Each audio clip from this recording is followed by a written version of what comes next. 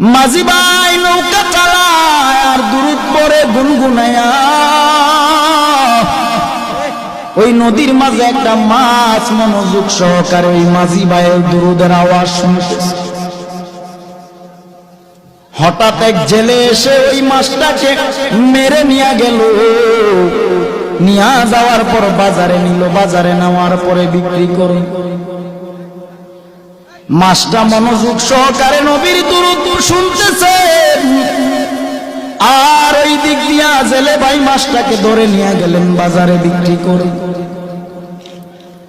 হঠাৎ করে আবু বকর বাজারের দিকে গেলেন, বাজারে যাইয়া মাছটা ক্রয় করলেন।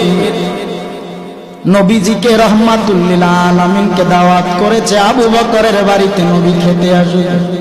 সুবহানাল্লাহ। আবু বকরের বাড়িতে আমার নবী খেতে আসবেন। মাছটা কিনে বাড়ি নিয়ে বিবির কাছে বললেন, বিবি তুমি মাছটা সুন্দর করে রান্না করে তৈরি করে নাও, রাহমাতুল লিল আলামিন আজকে আমার বাড়িতে খেতে আসবে। বিবি মাছটাকে কেটে রান্না করার জন্য কড়াইয়ের মধ্যে যখন রাখলেন, পাতিলার মধ্যে যখন রাখলেন, চুলায় আগুন জ্বালায়। এরে বাবা, চুলার আগুন বারবার নিভে যায়। আবু বকর চিন্তা করে দেখলেন মাছটাকে রান্না করার জন্য রেডি করে আগুন নিভে যায়, চুলায় আগুন জ্বলেন। নবীকে দাওয়াত করেছি, নবী খাবে, কিন্তু মাছ রান্না করতে না পারলে নবী খাবে কিভাবে? আবু বকর নবীকে দাওয়াত করলেন, রাহমাতুল লিল আলামিন চলেন একটু আমার বাড়িতে যাবেন। নবী গেলেন। যাওয়ার পর আবু বকর সম্পূর্ণ ঘটনাটা খুলে বললেন, নবী মাছ ক্রয় করলাম, বিবিকে দিলাম, কেটে রান্না বসাবে, চুলায় যতবার আগুন দেয় আগুন নিভে যায়।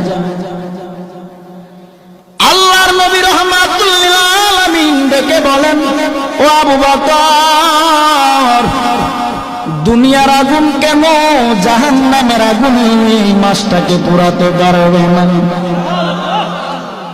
বলে কেন? নবী আমার ডেকে বলেন, ও আবু বকর, মাঝি নদীর মধ্যে আমি নবী প্রেমে পাগল হয়ে দুরূদ শরীফ এই মাছটা মনোযোগ দিয়ে আমি নবী দুরূদের আওয়াজ শুনে আমি নবীর বড় পাগল। ওই মাছটাকে তুমি এনে কেটেছো, রান্না করার জন্য নিয়ে আসছো।